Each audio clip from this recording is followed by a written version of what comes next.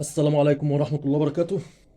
معلش استحملني في الفيديو ده عشان بسبب تعليق جالي كده، وأعرفك ازاي انت بيتنصب عليك وبيضحك عليك باسم كلمة ياباني والهجص ده كله.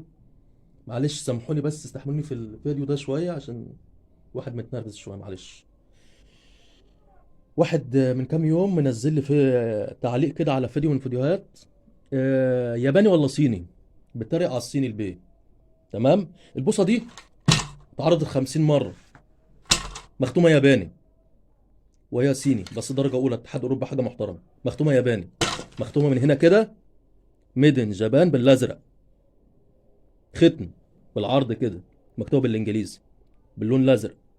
والبوصه هتلاقيها معروضه على خمس ست جروبات في مصر كلها، وعلى اكبر جروب اللي هو بيع ادوات صيد يابانيه.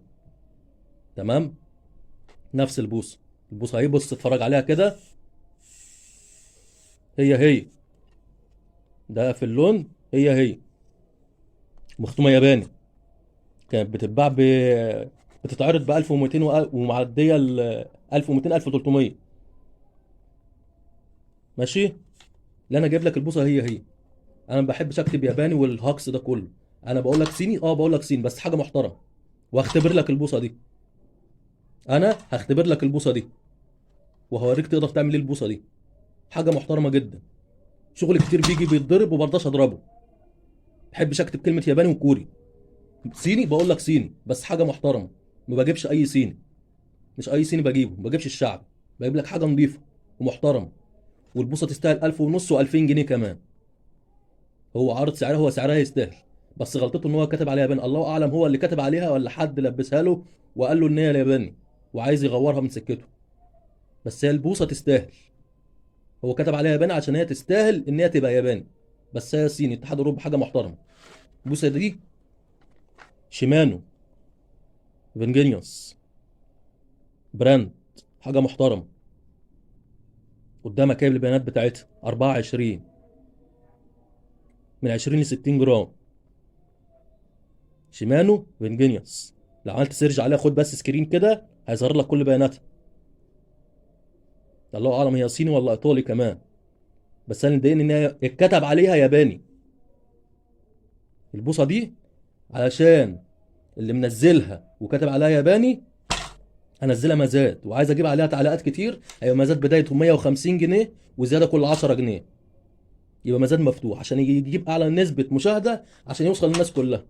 عشان كل واحد بيضرب شغل يلم نفسه، من الاخر يعني.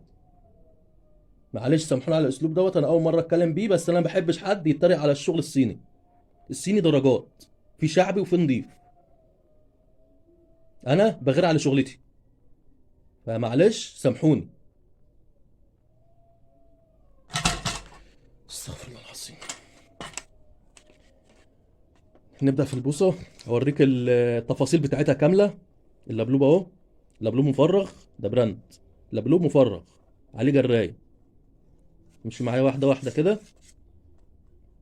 اللبلوب بتاعها مفرغ. ادي عقلة، ده الصدر، وادي العقلة اللي بعده، وادي الكعب. يعني بوصة قوية جدا. تمام. اربع عقل بالظبط. ادي الكعب، ادي العقلة اللي بعده، وادي الصدر، وادي اللبلوب. 4 متر 20. مواصفات عالية جدا. اللبلوب ده مفرغ. بص الصلابة عاملة ازاي. الله اكبر.